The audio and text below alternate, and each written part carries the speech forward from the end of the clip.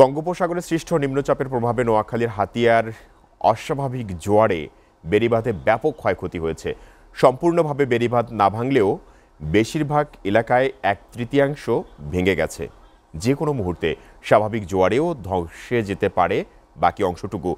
দ্রুত মেরামত না করলে ক্ষতির মুখে পড়বে বাঁধের ভেতরে বসবাসকারী প্রায় 20,000 পরিবার। নোয়াখালী থেকে আবদুল্লাহ রহিমের পাঠানো তথ্য ও ছবিতে ডেস্ক প্রতিবেদন। বঙ্গোপসাগরের সৃষ্ট নিম্নচাপের প্রভাবে নোয়াখালীর হাতিয়াচর ঈশ্বর, নলচিরা ও শুকচর ইউনিয়নের কিছু অংশে অস্বাভাবিক জোয়ারের বেড়িবাঁধের ব্যাপক ক্ষয়ক্ষতি হয়েছে। জোয়ারের আঘাতে বাঁধের বেশিরভাগ অংশ ভেঙে গেছে। কোনো কোনো জায়গায় 1 ফুট বা তার চেয়ে কম অবশিষ্ট আছে। জরুরিভাবে মেরামত না করলে হাজার হাজার বসতি জোয়ারে ভেসে যাবে। মাঠে ফসলের ব্যাপক ক্ষতি হবে। বন্যা জোয়ারে আপনার এই যে বাংলা বাজারের থেকে আফাদিয়া পর্যন্ত এখানে বেড়ি টোটাল নাই।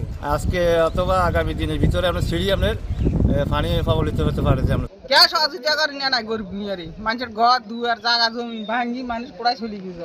হাতিয়া উপজেলায় নির্বাহী কর্মকর্তা মোহাম্মদ আলাউদ্দিন জানান, জোয়ারের পানিতে ধসে গিয়ে বহুলাংশে চিকন হয়ে পড়েছে বেড়িবাঁধ। ক্ষতিগ্রস্ত পরিবারগুলোকে তালিকাভুক্ত করার কাজ চলছে। পর্যায়ক্রমে মেরামত সহ ক্ষতিগ্রস্তদের আর্থিক সহায়তা প্রদান করা হবে। আমরা এগুলোতে পরিবারের সংখ্যাগুলো নিরূপণ করার চেষ্টা করছি। এর মাঝে হাতিয়া ভূখণ্ডের মূল এলাকায় আমরা 800 থেকে 900 পরিবারকে আমরা সিলেক্ট করেছি। তালিকা অলরেডি প্রস্তুত হয়েছে এবং তাদের এই পরিবারগুলোতে আমাদের সরকারের যে ত্রাণ সহায়তা আছে, শুকনো খাবার সরকারের কাছ থেকে আমরা পেয়েছি, সেগুলো পৌঁছে দেওয়ার চেষ্টা করছি।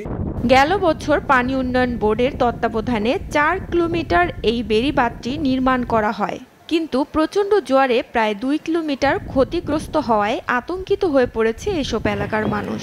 দ্রুত মেরামত না করলে চর ঈশ্বর ইউনিয়নের বেশিরভাগ অংশই সাগরে বিলীন হয়ে যাবে। এসিটিভি নিউজ ডেস্ক।